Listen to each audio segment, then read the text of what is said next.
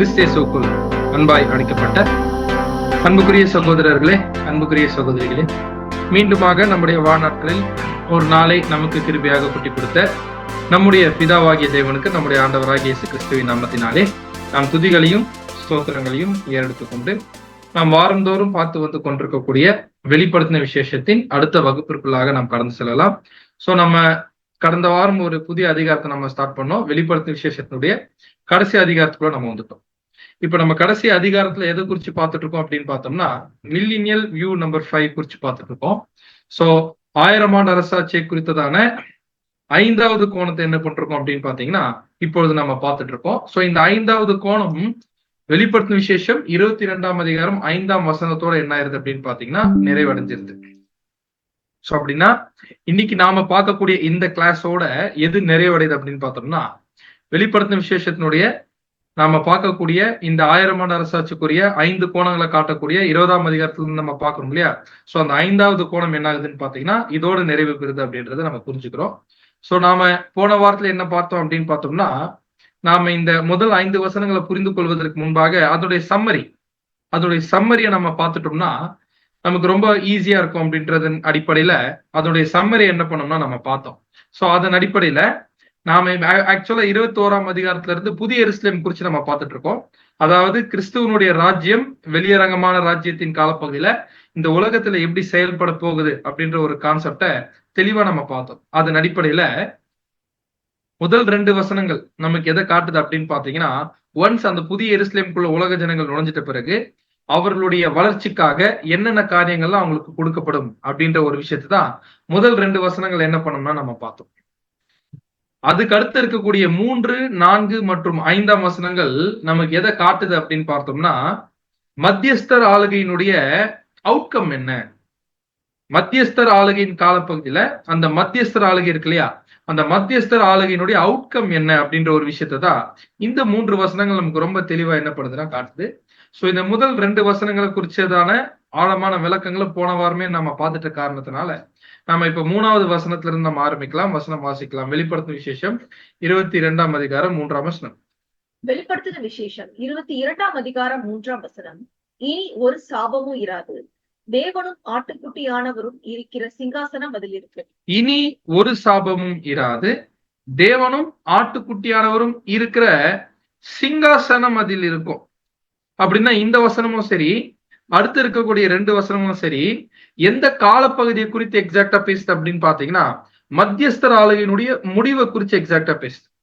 மத்தியஸ்தர் ஆளுகையின் காலப்பகுதி எக்ஸாக்டா எங்க முடியும் அப்படின்னு பார்த்தோம்னா, 1000 ஆண்டு அரசாட்சி முடியும் பொழுது எக்ஸாக்டா மத்தியஸ்தர் ஆளுகையின் காலப்பகுதி என்ன ஆகுது அப்படின்னு பார்த்தோம்னா முடியுது இல்லையா? சோ அந்த மத்தியஸ்தம் பண்ணக்கூடிய ரோல நம்முடைய ஆண்டவராகிய இயேசு கிறிஸ்து என்ன பண்ணுவார் அப்படின்னு பாத்தீங்கன்னா எடுத்துவார். அதுக்கப்புறம் மத்தியஸ்தம் பண்ணக்கூடிய ரோல்ல நம்ம ஆண்டவர் என்ன பண்ண மாட்டாருன்னு பாத்தீங்கன்னா செயல்பட மாட்டார். சோ அதுதான் மத்தியஸ்தர் ஆளுகையின் காலப்பகுதி முடிவு அப்படின்னு நம்ம சொல்றது. சோ எக்ஸாக்டா இந்த வசனமும் சரி, அடுத்து இருக்கக்கூடிய 2 வசனமும் சரி, எக்ஸாக்டா எந்த பாயிண்ட பத்தி பேசுது அப்படின்னு பார்த்தோம்னா, தீர்க்க தரிசனத்துல நம்முடைய ஆண்டவராகிய இயேசு கிறிஸ்து அவருடைய ராஜ்யத்தை பிதாவே சகலத்திலும் சகலமுமா இருப்பதற்கு தேவன் கிட்ட ஒப்பு கொடுக்கிறார் பாத்தீங்களா? அந்த தேவன் கிட்ட அவருடைய ராஜ்யத்தை ஒப்பு கொடுத்துட்ட பிறகு தேவனே சகலத்திலும் சகலமா என்ன பண்ணுவாருன்னு பாத்தீங்கன்னா இருப்பார். சோ அந்த காலப்பகுதியை அடையாளப்படுத்தக்கூடிய வசன பகுதிகளாக இந்த 3 வசன பகுதி இருக்கு அப்படின்றத பார்க்கிறோம். அப்படின்னா இந்த 3 வசனம் எந்த காலப்பகுதியை பத்தி பேசுது அப்படின்னு பார்த்தோம்னா, மத்தியஸ்தர் ஆளுகையினுடைய முடிவை பத்தி மட்டும் இல்ல. ஆக்சுவலா இந்த வசனம் எதுக்கே ஒரு சம்மரி கொடுக்குது அப்படின்னு பாத்தீங்கன்னா ஒட்டுமொத்த பைபிளுக்கு. ஏன்னா பைபிள் எப்படி ஆரம்பிக்குது அப்படின்னு பார்த்தோம்னா, ஆதியாகமத்துல மனுஷனுடைய விழுகையிலிருந்து ஆரம்பிக்குது. சோ இங்க பைபிளுடைய எண்ட்ல இப்ப நாம இருக்கோம். பைபிளுடைய எண்ட்ல இப்ப தேவன் என்ன காட்டுறாருன்னு பாத்தீங்கன்னா, அந்த விழுந்து போன மனுஷன் திரும்பவும் எப்படி எழுந்துக்க போறான் அப்படின்ற ஒரு விஷயத்த ரொம்ப அழகா என்ன பண்ணுதுன்னு பாத்தீங்கன்னா காட்டுது. சோ அப்படின்னா இந்த வசனத்துல நம்ம பாக்குறோம், 1000 ஆண்டு அரசாட்சியினுடைய முடிவுக்கு அப்புறம் எப்படி இருக்கும் அப்படின்னு பாக்குறோம்னா, இனி ஒரு சாபமும் இராது. அப்படின்னா இனி ஒரு சாபமும் இராது அப்படின்னா எப்படி ஒரு சாபம் கூட இல்லாமல் போகும் அப்படின்னு பார்த்தோம்னா, நம்ம வசனம் வாசிக்கலாம். 1 கொரிந்தியர் 15ஆம் அதிகாரம் 25ஆம் வசனம். 1 கொரிந்தியர் 15:25 எல்லா சத்துருக்களையும் தமது பாதத்திற்கு கீழாக்கி போடும் வரைக்கும் அவர் ஆளுகை செய்ய வேண்டியது. எல்லா சத்துருக்களையும், அதாவது இது யாருடைய ஆளுகையை பத்தி பேசுதுன்னா நம்முடைய ஆண்டவராகிய இயேசு கிறிஸ்துவனுடைய ஆளுகையை பத்தி பேசுது. அவர் எது வரைக்கும் ஆளுகை செய்ய போறார் அப்படின்னு பார்த்தோம்னா, எல்லா சத்துருக்களையும் தமது பாதத்திற்கு கீழாக்கி போடும் வரைக்கும் அவர் ஆளுகை செய்ய வேண்டியது. அப்படின்னா நம்முடைய ஆண்டவராக இயேசு கிறிஸ்து எது வரைக்கும் ஆளுகை செய்ய போறார் அப்படின்னு பார்த்தோம்னா, எல்லா சத்துருக்களையும் அவருடைய பாதத்திற்கு கீழாக்கி போடும் வரைக்கும். அப்படின்னா நம்முடைய ஆண்டவராகிய இயேசு கிறிஸ்து அவருடைய 1000 ஆண்டு அரசாட்சியை முடிக்கும் பொழுது எல்லா சத்துருக்களையும் அழிச்சிருப்பாரு. அதுல முக்கியமா நம்ம பாக்குறோம், கடைசியாக பரிகரிக்கப்படும் சத்ரு மரணம் அப்படின்னு பாக்குறோம். அப்படின்னா 1000 ஆண்டு அரசாட்சியினுடைய மிக முக்கியமான நோக்கமே என்ன அப்படின்னு பார்த்தோம்னா, ஆதாமின் மூலம் வந்துட்ட அந்த மரணத்தை எடுத்து போறது. அந்த மரணம் மட்டுமல்ல, அந்த மரணத்தோட தொடர்புடைய அத்தனை விதமான சாபங்களையும், இல்லையா, யோசிச்சு பார்க்கலாம். 6000 வருட கால பகுதியாக மனுக்குலம் எவ்வளவு ஒரு பட்டு மோசமான கஷ்டத்தை அனுபவிச்சுட்டு இருக்கிறாங்க. ஏன், என்ன காரணம் அப்படின்னு பாத்தீங்கன்னா, இந்த பாவத்தின் விளைவாக வந்துட்ட சாபம். அந்த சாபத்துல பல வகைகள் என்ன பண்ணலாம்னு பாத்தீங்கன்னா எடுத்துருக்கு. அவ்வளவு விஷயங்கள் இருக்கு. அது எல்லாத்தையும் என்ன பண்றாருன்னு பாத்தீங்கன்னா நம்முடைய ஆண்டவராகிய இயேசு கிறிஸ்து ரிமூவ் பண்றாரு. அதான் பாக்குறோம், இனி ஒரு சாபமும் இராது. ஏன்னா யுகா யுகத்துக்குள்ள என்ன பண்றாங்கன்னு பாத்தீங்கன்னா மனுக்குள்ள என்ட்ராக்குறாங்க. சோ தேவன் சொல்றாரு இந்த இடத்துல, இனி இதுக்கப்புறமா இந்த பாயிண்ட்டுக்கு அப்புறமா ஒரே ஒரு சாபம் கூட என்ன ஆகாதுன்னு பாத்தீங்கன்னா இருக்காது. காரணம் என்ன அப்படின்னு பார்த்தோம்னா, நம்முடைய ஆண்டவராகிய இயேசு கிறிஸ்து அவருடைய 1000 ஆண்டு அரசாட்சி முடிவுல எல்லா சாபத்தையும் என்ன பண்றாருன்னு பாத்தீங்கன்னா எடுத்து போடுறாரு. ஆதாம்னுடைய டெத்துக்குள்ள இருக்கக்கூடிய எல்லா ட்ரேஸையும் என்ன பண்றாருன்னு பாத்தீங்கன்னா அழிக்கிறாரு. அடுத்து படிக்கிறோம், தேவனும் ஆட்டுக்குட்டியானவரும் இருக்கிற சிங்காசனம் அதில் இருக்கும். அதில் இருக்கும். எதில் இருக்கும்? புதிய எருசலேம்ல. அப்படின்னா இந்த இடத்துல தேவனும் ஆட்டுக்குட்டியானவரும் இருக்கிற சிங்காசனம் நாம ஏற்கனவே பார்த்தோம். வெளிப்படுத்தும் விசேஷம் 11:15 நாம படிச்சிருக்கோம், அநேக தரம் படிச்சிருக்கோம். இன்னொரு வாட்டி நம்ம கூட நம்ம படிச்சு பார்த்தோம்னா வாசிக்கலாம். ரெவலேஷன் 11:15 வாசிங்க. வெளிப்படுத்தின விசேஷம் 11:15 7ஆம் தூதன் எக்காளம் ஊதினான். அப்பொழுது உலகத்தின் ராஜ்யங்கள் நம்முடைய கர்த்தருக்கும் அவருடைய கிறிஸ்துவுக்கும் உரிய ராஜ்யங்களாயின. அவர் சதா காலங்களிலும் ராஜ்யமார பண்ணுவார் என்னும் கம்பீர சத்தங்கள் வானத்தில் உண்டாயின. 7ஆம் தூதன் எக்காளம் ஊதினான். அப்பொழுது உலகத்தின் ராஜ்யங்கள் நம்முடைய கர்த்தருக்கும் அவருடைய கிறிஸ்துவுக்கும் உரிய ராஜ்யங்கள் ஆயின. அப்படின்னா கிளியரா ஒரு பாயிண்ட் புரியுது. 1874ல ராஜ்யம் ஆரம்பிச்சிருச்சு அப்படின்னு நாம சொல்லும்போது அது கிறிஸ்துவின் ராஜ்யம் மட்டும் இல்ல, அட் த சேம் டைம் யாருடைய ராஜ்யமும் ஆரம்பிக்குது அப்படின்னு பார்த்தோம்னா தேவனுடைய ராஜ்யமும் ஆரம்பிக்குது. கிங்டம் ஆஃப் காட் அதனுடைய முதல் பகுதி தான். தேவனுடைய ராஜ்யத்தின் முதல் பகுதியை தான் யார் கையில ஒப்பு கொடுக்கிறார் அப்படின்னு பார்த்தோம்னா நம்முடைய ஆண்டவராகிய இயேசு கிறிஸ்து கையில என்ன பண்றாருன்னு பாத்தீங்கன்னா ஒப்பு கொடுக்கிறார். அவர் சதா காலங்களும் ராஜ்யபாரம் பண்ணுவார் அப்படின்னு பாக்குறோம். அப்படின்னா இதுல கிளியரா என்ன பாயிண்ட் புரிகிறோம் அப்படின்னு பாத்தீங்கன்னா, தேவனுடைய ராஜ்யத்துல ஒரு பகுதியை தான் யாருக்கிட்ட ஹேண்ட் ஓவர் பண்றாரு அப்படின்னு, ஃபர்ஸ்ட் 1000 years யார் கையில ஹேண்ட் ஓவர் பண்றாரு அப்படின்னு பாத்தீங்கன்னா ஆண்டவராகிய இயேசு கிறிஸ்து கையில. அப்படின்னா பிரதர் கிளியரா ஒரு பாயிண்ட் புரியுது. இதுல என்ன புரியுது அப்படின்னு பார்த்தோம்னா, இந்த இடத்துல ஜாயிண்ட் த்ரோன். இது ஜாயிண்ட் த்ரோன் அப்படின்னு சொல்லும் பொழுது தன்னுடைய ராஜ்யத்தில் யாருக்கு பங்கு கொடுக்கிறார் அப்படின்னு பார்த்தோம்னா நம்முடைய ஆண்டவராகிய இயேசு கிறிஸ்துவுக்கு தேவன் என்ன பண்றாருன்னு பாத்தீங்கன்னா பங்கு கொடுக்கிறார். அப்படின்னா பிரதர் 1000 ஆண்டு அரசாட்சிக்கு அப்புறமா ஆண்டவராகிய இயேசு கிறிஸ்து ரூல் பண்ண மாட்டாரா, ஆளுகை பண்ண மாட்டாரா அப்படி எடுத்துக்கலாமா? அப்படி இல்ல. 1000 ஆண்டு அரசாட்சியில தேவன் கையில ஒப்பு கொடுக்கிறார்ல, அப்படின்னா எந்த பார்த்த முடிக்கிறார் அப்படின்னு பார்த்தோம்னா அவர் மத்தியஸ்தம் பண்ணக்கூடிய ஒரு பாயிண்ட தான் என்ன பண்றாருன்னு பாத்தீங்கன்னா முடிக்கிறாரே தவிர்த்து நித்தியத்துக்கும் கிறிஸ்து தேவனுடைய சார்பாக இருந்து என்னதான் பண்ண போறாருங்க, ஆளுகை தான் என்ன பண்ண போறாருன்னு பாத்தீங்கன்னா செய்ய போறாரு. அப்படின்னா கிளியரா அந்த நித்திய ஆளுகைய நிறுவக்கூடிய வேலையை தான் எது செய்யுது அப்படின்னு பாத்தீங்கன்னா 1000 ஆண்டு அரசாட்சி செய்யுது. நான் திருப்பி சொல்றேன், பிதாவாகிய தேவனுடைய நித்திய ராஜ்யத்தை சதா காலத்திலும் நிறுவுவதற்கு ஒரு சரியான ஒரு வேலையை, துல்லியமான ஒரு வேலைய 1000 years செய்யுது. ஃபர்ஸ்ட் 1000 years அதனுடைய நோக்கமே அதுதான். அதிலும் பர்டிகுலர் அந்த 1000 yearsக்குள்ள இருக்கக்கூடிய மத்தியஸ்தர் ஆளுகையினுடைய நோக்கமே அதுதான் அப்படின்றத பார்த்தோம். அப்படின்னா கிளியரா 1000 yearsக்கு அப்புறமா நோ மோர் கர்ஸ். அப்படின்னா மனுஷனுக்கு மட்டும் சாபம் இல்ல, பூமியும் அவன் நிமித்தம் சபிக்கப்பட்டிருந்துச்சு. அதான் பிரதர் ரசல் என்ன சொல்றாருன்னு பாத்தீங்கன்னா அழகா சொல்றாரு. இப்போ உலகத்தில் நடந்து கொண்டிருக்கக்கூடிய மாபெரும் மாற்றங்கள், ஈவன் இப்பொழுது நடந்து கொண்டிருக்கக்கூடிய கிளைமேட் சேஞ்ச் நம்ம பாக்குறோம். வயநாடு இன்சிடென்ட்ல இருந்து பல இன்சிடென்ட் நம்ம பாக்குறோம். உலகம் ஃபுல்லா கிளைமேட்ல ஒரு மாபெரும் மாற்றம் நடந்து கொண்டிருக்கிறதுக்கு காரணம் என்ன அப்படின்னு பாத்தீங்கன்னா, நம்ம வெளியரங்கமான ராஜ்யத்தை நெருங்கி கொண்டிருக்கோம். சோ அப்படின்னா 1000 ஆண்டு அரசாட்சியினுடைய முடிவுல மனுஷனுடைய சாபம் மட்டும் எடுத்து போடப்பட போறதில்ல, அவன் நிமித்தமாக சபிக்கப்பட்ட பூமியினுடைய சாபமும் பூமியின் மேல் இருக்கக்கூடிய சாபமும் எடுத்து போடப்பட்ட பிறகு நீங்க கொஞ்சம் இமேஜின் பண்ணி பாருங்க இந்த உலகம் எப்படி மாறும் அப்படின்னு. அப்படின்னா இப்போ தேவன் பாவிகள் மீது ஒரு விசேஷித்த ஒரு நியாய தீர்ப்பு என்ன பண்ணிருக்காருன்னு பாத்தீங்கன்னா செலுத்தியிருக்காரு. அது முற்றிலுமாக என்ன பண்ணிடும்னு பாத்தீங்கன்னா நீக்கப்பட்டுரும். அப்படின்னா இப்பேற்பட்ட ஒரு விஷயம் நடக்கிறதுக்காக தான் நம்முடைய ஆண்டவராகிய இயேசு கிறிஸ்து தன்னுடைய ஜீவனை பலியாக கல்வாரியில என்ன பண்ணிருக்காருன்னு பாத்தீங்கன்னா செலுத்தினார். அவர் செலுத்தலனா இப்பேற்பட்ட கர்ஸ் என்ன ஆகாதுன்னு பாத்தீங்கன்னா ரிமூவ் ஆயிருக்கிறதுக்கு வாய்ப்பே இல்லை அப்படின்ற புரிஞ்சுக்கிறோம். கொஞ்சம் இமேஜின் மட்டும் பண்ணி பார்க்கலாம். ஆஃப்டர் 1000 years உலகம் எப்படி இருக்கு? வெளியரங்கமான ராஜ்யத்திலேயே ஆச்சரியமான சம்பவங்கள்லாம் இந்த உலகத்தில் நடக்கும். அதுவே ஒரு பெரிய பிளெஸிங்கான டைம் பீரியட் தான். பட் ஆஃப்டர் 1000 years யோசிச்சு பார்க்கலாம். No more curse. நம் கற்பனைக்கு கூட எட்டாத அளவுக்கு இந்த பூமி மாறப்போகுது. வெளிப்படுத்தின விசேஷம் 22:4 வாசிங்க. வெளிப்படுத்தின விசேஷம் 22ஆம் அதிகாரம் 4ஆம் வசனம். அவருடைய ஊழியக்காரர் அவரை சேவித்து அவருடைய சமூகத்தை தரிசிப்பார்கள். அவருடைய நாமம் அவர்களுடைய நெற்றிகளில் இருக்கும். அவருடைய ஊழியக்காரர் அவரை சேவித்து அவருடைய சமூகத்தை தரிசிப்பார்கள். அவருடைய நாமம் அவர்களுடைய நெற்றிகளில் இருக்கும். ERV வெர்ஷன் வாசிங்க. தேவனுடைய ஊழியக்காரர்கள் அவரை வழிபடுவர். அவர்கள் அவரது முகத்தை பார்ப்பார்கள். அவர்களின் நெற்றியில் தேவனுடைய பெயர் எழுதப்பட்டிருக்கும். தேவனுடைய ஊழியக்காரர்கள் அவரை வழிபடுவர். அவர்கள் எவர்கள்? தேவனுடைய ஊழியக்காரர்கள். அவரது முகத்தை பார்ப்பார்கள். யாருடைய முகத்தை பார்ப்பார்? தேவனுடைய முகத்தை பார்ப்பார்கள். அவர்களின் நெற்றியில் தேவனுடைய பெயர் எழுதப்பட்டிருக்கும். அப்படின்னா இப்ப நம்ம என்ன கண்டுபிடிக்கணும்னா, அவருடைய ஊழியக்காரர் அவரை சேவித்து அப்படின்னு இருக்கு இல்லையா, இந்த இடத்துல வரக்கூடிய ஊழியக்காரர் யாரு அப்படின்றத பார்க்கணும். ஆங்கிலத்துல his bond servants shall serve him.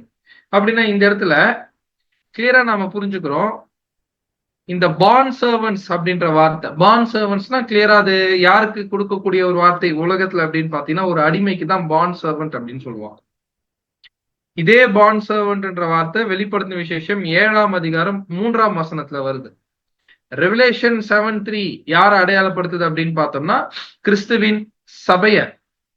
இந்த வெளிப்படுத்தின விசேஷம் 22:4 வரக்கூடிய பாண்ட் சர்வன்ஸ் யார அடையாளப்படுத்துதுன்னா ஒட்டுமொத்த உலக ஜனத்தை. அப்படின்னா கிளியரா ஒரு பாயிண்ட் என்ன புரியுது அப்படின்னு பார்த்தோம்னா, உலக ஜனங்களும் சரி கிறிஸ்துவின் சபையும் சரி நித்தியத்திற்கும் பிதாவாகிய தேவனுக்கு எப்படி இருக்க போறாங்கன்னா பாண்ட் சர்வன்ஸா இருக்க போறாங்க. பாண்ட் சர்வன்ஸா என்ன பண்ண போறாங்கன்னு பாத்தீங்கன்னா இருப்பாங்க. பாண்ட்னா நமக்கு புரியும், அது ஒரு உடன்படிக்கை அடையாளப்படுத்துது.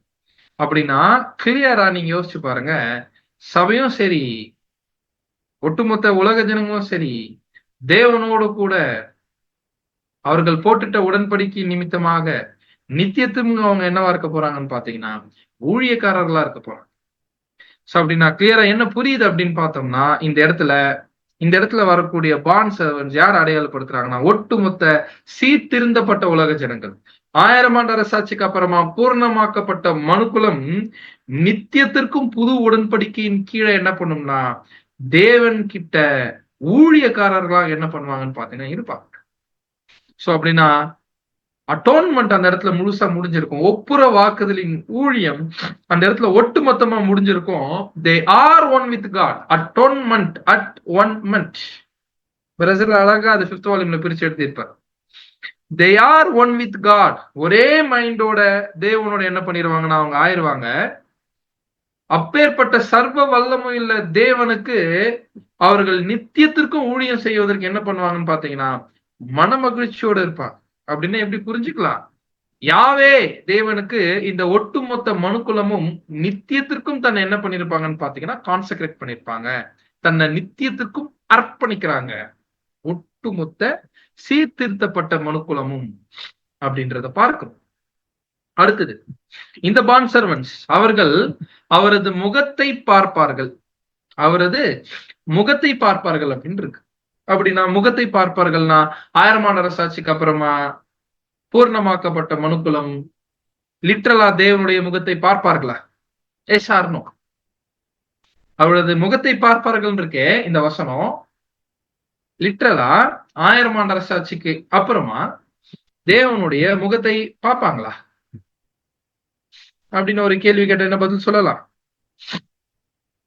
நிச்சயமா இல்ல.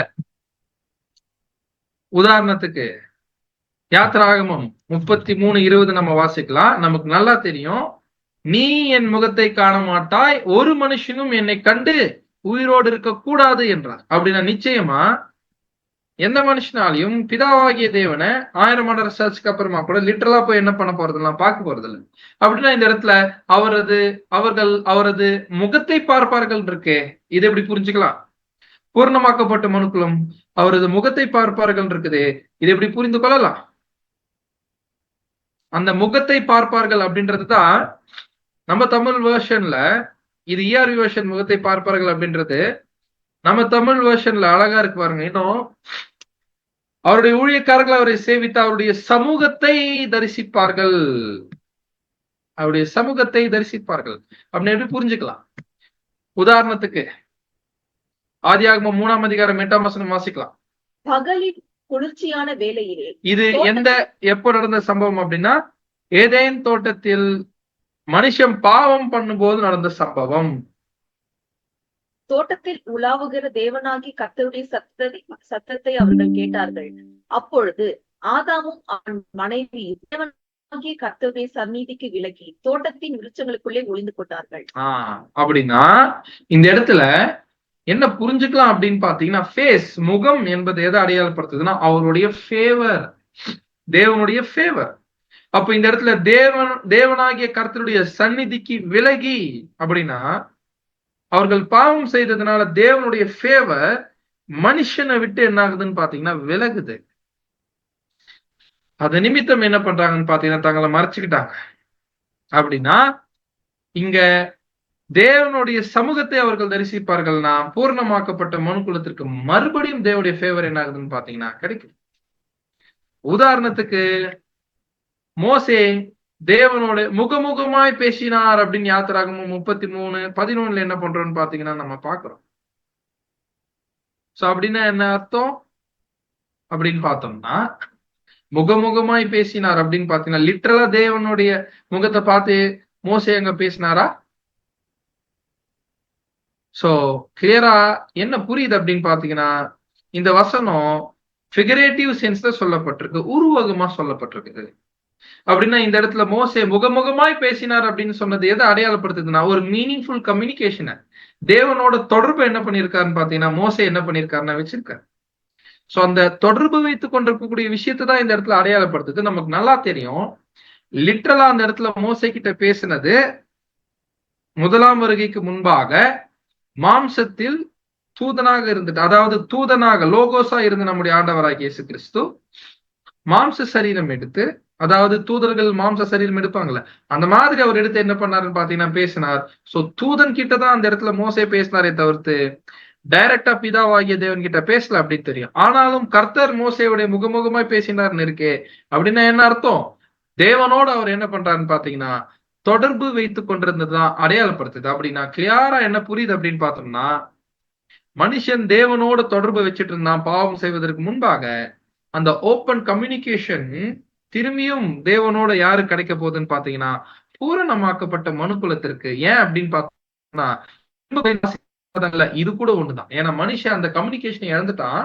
அந்த இழந்து போன அந்த ஒரு தொடர்பை மறுபடியும் 1000 இயர்ஸ்க்கு அப்புறம் என்ன பண்ண போறான்னா மனுஷன் பெற்றுக்கொள்ள போறான். கொஞ்சம் இமேஜின் பண்ணி பாருங்க அன்புக்குரிய சகோதர சகோதரிகளே, மறுபடியும் ஒட்டுமொத்த மனுக்குலத்திற்கும் யாவே எனக்கூடிய தேவனோட மறுபடியும் என்னாக போகுது அப்படின்னு பாத்தீங்கன்னா தொடர்பு கிடைக்கும், டைரக்ட் கம்யூனிகேஷன். சோ அடுத்து அவருடைய நாமம் அவர்களுடைய நெற்றிகளில் இருக்கும். இதே பாயிண்ட கூட நாம பரிசுத்தவான்களுக்கு பார்த்திருக்கோம். ஈவன் ரெவலேஷன் 7:3, ரெவலேஷன் 14:1 நாம என்ன பார்த்திருக்கோம் அப்படின்னு பாத்தீங்கன்னா, தேவனுடைய ஊழியக்காரர்களுடைய நெற்றிகளில் அவருடைய நாமம் தரிக்கப்பட்டிருக்கும். ரெவலேஷன் 14:1 கூட நம்ம பார்க்கிறோம். பிதாவின் நாமம் தங்கள் நெற்றிகளில் எழுதப்பட்டிருந்த 144,000 பேரையும் நிற்க கண்டேன். அப்படின்னா என்ன அர்த்தம்? 144,000 பேரும் நெற்றிகளில் பிதாவாகிய தேவனுடைய நாமத்தை முத்திரை போட்டிருக்கிறது எதை அடையாளப்படுத்துது அப்படின்னு பார்த்தோம்னா, அவருடைய குணாதிசயத்தை தரித்திருக்கிறத அடையாளப்படுத்துது. அவருடைய குணாதிசயத்தை என்ன பண்ணிட்டாங்க அப்படின்னு பாத்தீங்கன்னா, பரிசுத்தவான்கள் வளர்த்தெடுத்துட்ட காரணத்தினால டிவைன் லெவல்ல தேவனுடைய கேரக்டர் என்ன பண்ணிட்டாங்கன்னு பாத்தீங்கன்னா ரீச் பண்ணிட்டாங்க. தெய்வீக நிலைமையில தேவனுடைய கேரக்டர் என்ன பண்ணிட்டாங்கன்னா ரீச் பண்ணிட்டாங்க. அதுதான் அவருடைய நாமம் அவர்களுடைய நெற்றிகளில் இருந்தது அடையாளப்படுது. பட் இந்த ரெவலேஷன் 22:4 நம்ம யாரை குறித்து பேசுறோங்க? அவர்களுடைய நாமம் அவர்களுடைய நெற்றிகளில் இருக்கும் அப்படின்னு சொல்றது கேள்வி உங்களுக்கு தான். அது செயின்ஸுக்கா, பரிசுத்தவான்களுக்கா, அல்லது உலக ஜனங்களுக்கா? வேர்ல்ட் பீப்புளுக்கா, பரிசுத்தவான்களுக்கா? நெற்றிகளில் அவருடைய நாமம் இருக்கும் அப்படின்னு இருக்குல்ல ரெவலேஷன் 22:4 அது யாரை அடையாளப்படுத்துது அப்படின்னு பார்த்தோம்னா, அது தெளிவா ஒட்டுமொத்த உலக ஜனங்களை என்ன பண்ணுதுன்னு பாத்தீங்கன்னா அடையாளப்படுத்துது. சபையை அடையாளப்படுத்தல. ரெவலேஷன் 22:4 அது உலக ஜனங்களை அடையாளப்படுத்துது அப்படின்னு பாக்குறோம். அப்படின்னா உலக ஜனங்கள் தேவனுடைய நாமத்தை அவர்களுடைய நெற்றிகளில் பெற்றிருப்பது எதை அடையாளப்படுத்துது அப்படின்னு பார்த்தோம்னா, கிளியரா ஒட்டுமொத்த உலக ஜனங்களும் தேவனுடைய கேரக்டரை ஹியூமன் லெவல்ல, பர்ஃபெக்ட் ஹியூமன் லெவல்ல என்ன பண்றாங்கன்னு பாத்தீங்கன்னா பெற்றுக்கொள்கிறார்கள். அப்படி பெற்றுக்கொண்டது நிமித்தமாகமாதான் அவரோட கூட ஃபேஸ் டு ஃபேஸ் ரிலேஷன்ஷிப். அப்படின்னா ஃபேஸ் டு ஃபேஸ்னா லிட்டரலா கிடையாது, அவரோட கூட தொடர்பு கொள்ளக்கூடிய ஒரு ஸ்லாக்கியம் அவங்களுக்கு கிடைக்குது. இதுதான் ரெசரக்ஷன், உயிர் தெழுதல். நல்லா புரிஞ்சுக்கலாம். மகா உபத்திரம் முடிஞ்ச உடனே ஒட்டுமொத்த உலக ஜனங்களும் உயிரோட எழுந்து வருவதற்கு பெயர் உயிர் தெழுதல் இல்லை. அதற்கு பெயர் உயிர் தெழுதல் இல்லை.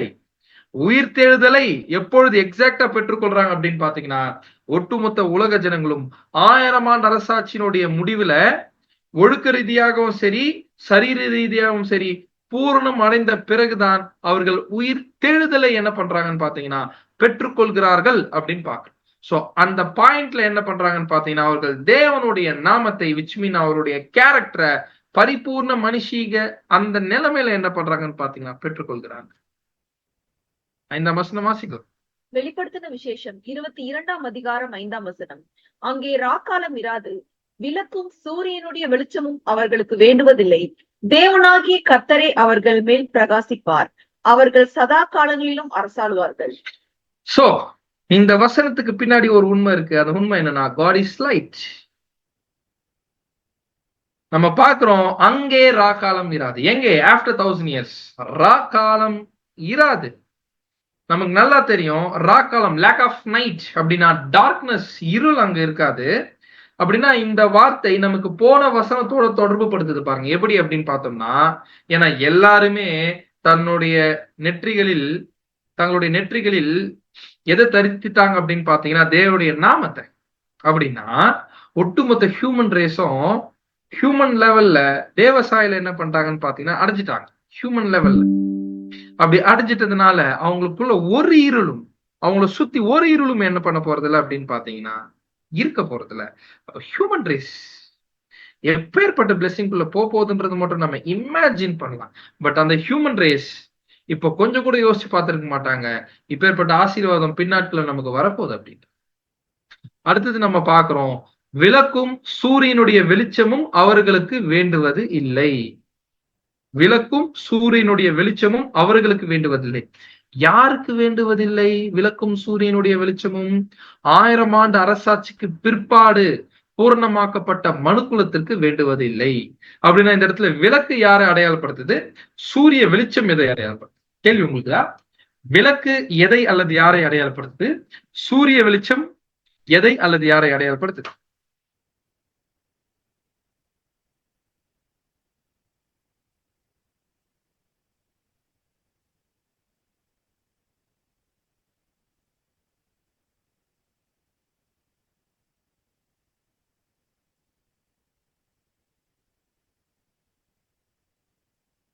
விளக்கு யாரை அடையாளப்படுத்துது அப்படின்றத கண்டுபிடிக்கிறதுக்கு நம்ம ரொம்ப தேட வேண்டிய அவசியம் இல்ல. ஒரு அதிகாரத்துக்கு முன்னாடி போனாலே கண்டுபிடிச்சிடலாம்.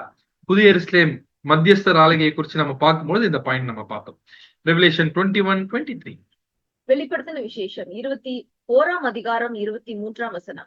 நகரத்திற்கு வெளிச்சம் கொடுக்க சூரியனும் சந்திரனும் அதற்கு வேண்டுவதில்லை.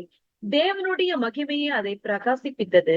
ஆட்டுக்குட்டியானவரே அதற்கு அப்படின்னா அன்புக்குரிய சகோதர சகோதரிகளே, இந்த வசனத்தின் அடிப்படையில விளக்கு யார் அடையாளப்படுத்துது? இந்த வசனத்தின் அடிப்படையில விளக்கு யாரை அடையாளப்படுத்துது அப்படின்னு பார்த்தோம்னா நம்முடைய ஆண்டவராகிய இயேசு கிறிஸ்துவ. ஏன்னா புதிய எருசலேம் விளக்கு யாரு தான்? ஆண்டவராகிய இயேசு கிறிஸ்து தான். அப்படின்னா சூரியன் யாரு? சூரியன் யாரு? நம்ம பார்த்திருக்கோம் மத்தேயு 13:43, தானியேல் 12:3 தெளிவா நம்ம பார்த்திருக்கோம். அப்பொழுது நீதிமான்கள் தங்கள் பிதாவின் ராஜ்யத்தில் சூரியனைப் போல பிரகாசிப்பார்கள். அப்படின்னா சூரியன் யாரை அடையாளப்படுத்துது அப்படின்னு பார்த்தோம்னா சர்ச் கிளாஸ். அப்படின்னா ஒட்டுமொத்த உலகத்திற்கு வெளிச்சத்தை கொடுத்தது யாருன்னா விளக்கும் இந்த சூரியனும் தான். விளக்கு ஆண்டவராகிய இயேசு கிறிஸ்து, சூரியன் கிறிஸ்துவின் சபை.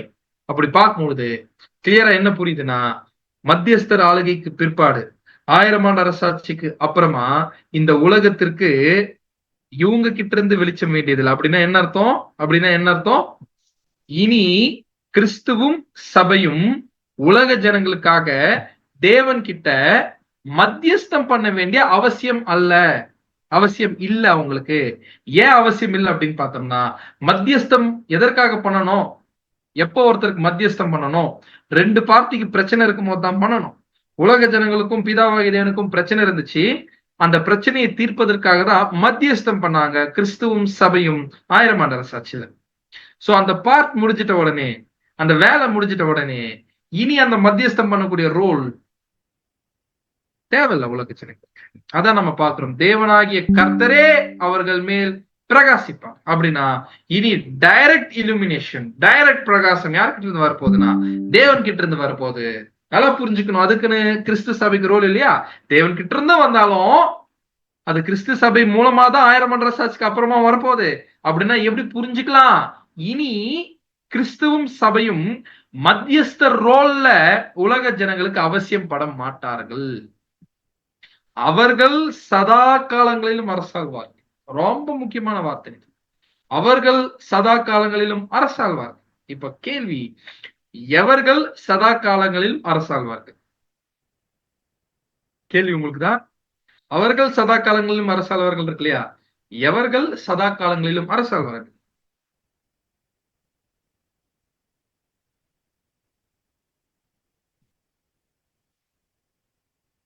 ஒட்டுமொத்த உலக ஜனம், பூரணமாக்கப்பட்ட மனுக்குலம் இந்த உலகத்துல நித்தியமாக என்ன பண்ண போறாங்கன்னு பாத்தீங்கன்னா ஆளுகை செய்ய போறாங்க. ஒவ்வொரு தனி நபரும் ராஜாக்கள். இது எக்ஸாக்டா 8ஆம் சங்கீதத்தின் நிறைவேறுதல். வாசிக்கலாம். 8ஆம் சங்கீதம் வாசிங்க தொடர்ந்து. 8ஆம் சங்கீதம் 1ஆம் வசனம். எங்கள் ஆண்டவராகிய கர்த்தாவே, உம்முடைய நாமம் பூமி எங்கும் எவ்வளவு மேன்மையுள்ளதா. கரெக்டா? 1000 ஆண்டு அரசாட்சியினுடைய முடிவுக்கு அப்புறமா மனுக்குலத்தினுடைய மைண்ட் செட் இப்படிதான். யோசிச்சு பாருங்க, இப்பேற்பட்ட பூர்ணமாக்கப்பட்ட மனுக்குலம் இந்த 8ஆம் சங்கீதத்தினுடைய நிறைவேறுதல அப்ப கொஞ்சம் அப்படியே அப்ப பாடினாங்கன்னா எப்படி இருக்குன்னு கொஞ்சம் இமேஜின் பண்ணி பார்க்கலாம். எங்கள் ஆண்டவராகிய கர்த்தாவே, உம்முடைய நாமம் பூமி எங்கும் எவ்வளவு மேன்மை உள்ளதா இருக்குது. ஏன்னா அப்ப அப்படித்தானே இருக்கும். உம்முடைய மகத்துவத்தை வானங்களுக்கு மேலாக வைத்தீர். பகைஞனையும் பழிக்காரனையும் அடக்கி போட தேவரீர் உம்முடைய சத்துருக்களின் நிமித்தம் குழந்தைகள் பாலகர் வாயினால் பலன் உண்டு பண்ணினீர். 3ஆம் வசனம். உமது விரல்களின் கிரியையாகிய உம்முடைய வானங்களையும் நீர் ஸ்தாபித்த சந்திரனையும் நட்சத்திரங்களையும் நான் பார்க்கும்போது மனுஷனை நீர் நினைக்கிறதற்கும். மனுஷனை யோசிச்சு பாருங்க. தேவனே சாதாரண பிளெஸிங்க கொடுத்தீங்க. மனுஷனை நீர் நினைக்கிறதற்கும் மனுஷகுமாரனை நீர் விசாரிக்கிறதற்கும் அவன் எம்மாத்திரம் என்கிறேன். நீர் அவனை தேவ தூதரிலும் சற்று சிறியவனாக்கினீர். மகிமையினாலும் கனத்தினாலும் அவனை முடிசூட்டினீர். அது ரியலைஸ் ஆகும் அந்த இடத்துல. தேவ தூதரிலும் சற்று சிறியவனாக்கி மகிமையிலும் கனத்திலும் முடிசூட்டுறது ராஜாவாக ஒட்டுமொத்த மனுக்குலத்தில். 6ஆம் வசனம் ரொம்ப முக்கியம். உம்முடைய கரத்தின் கிரியைகளின் மேல் நீர் அவனுக்கு ஆளுகை தந்து. அதுதான் நம்ம பார்த்தோம். அவர்கள் சதா காலங்களிலும் ஆளுகை செய்ய. 7ஆம் வசனம். ஆடு மாடுகள் எல்லாவற்றையும், காட்டு மிருகங்களையும், ஆகாயத்து பறவைகளையும், சமுத்திரத்து மீன்களையும், கடல்களின் சஞ்சரிக்கிறவர்களையும் அவனுடைய பாதங்களுக்கு கீழ்ப்படுத்தினீர். எங்கள் ஆண்டவராகிய கர்த்தாவே, உம்முடைய நாமம் பூமி எங்கும் எவ்வளவு மீன். அப்படின்னா உலகம் முழுக்க யார் நிறைஞ்சிருப்பாங்க அப்படின்னு பாத்தீங்கன்னா, the world of perfect men will be a world of kings. உலகம் முழுக்க ராஜாக்கள் நிறைந்திருந்தா எப்படி இருக்கும்? அப்படி நிறைஞ்சிருப்பான். ஆனா டவுட்லெஸ் என்ன ஒரு விஷயம் நம்ம புரிஞ்சுக்க கூடாது அப்படின்னு பாத்தீங்கன்னா, அவங்களுக்கு மேல ரெப்ரசன்டேட்டிவா சில ராஜாக்கள் இருப்பாங்க, உதாரணத்துக்கு முற்பிதாக்கள். பட் யோசிச்சு பாருங்க, நித்தியத்துக்கும் யுகா யுகத்திற்கும் தேவன் கையில ராஜ்யத்தை என்ன பண்ணப்படுதுன்னு பாத்தீங்கன்னா, ஒப்பு கொடுக்கப்படும் போது இந்த இடத்துல பைபிளுடைய ஸ்டோரி என்ன ஆகுதுன்னு பாத்தீங்கன்னா முடியுது. That ends the whole story. முடிஞ்சது கதை. ஆதியாகமத்துல ஆரம்பிச்ச கதை முடிஞ்சு. Thus ends the whole story. Happily ever after. இதுக்கப்புறம் only happiness தான். ஒட்டுமொத்த மனுக்குலத்துக்கு, ஒட்டுமொத்த சிருஷ்டி, ages to come ஆரம்பிக்கும். இதோட 1000 மடர சாட்சியினுடைய 5வது கோணம் முடிதான் பெரிய சகோதர சொல்லுவோம். உண்மையாவே 5ஆம் வசனம் பைபிளுக்கே ஒரு பெர்ஃபெக்ட் கன்க்ளூஷன். அப்படின்னா பிரதர், மிச்சம் இருக்கக்கூடிய வசனங்கள் எதற்காக? அது வேற யாருக்காகவும் கிடையாது. மீதம் இருக்கக்கூடிய வசனங்கள் ரெவலேஷன்ல பர்டிகுலரா லவோதேக்கியா கால பரிசுத்தவான்களுக்கான எச்சரிக்கை. அதை தொடர்ந்து நாம் வரக்கூடிய வாரங்களில் பார்க்கலாம். தேவன் தாமே நம்மை ஆசீர்வதிப்பார். ஆம்.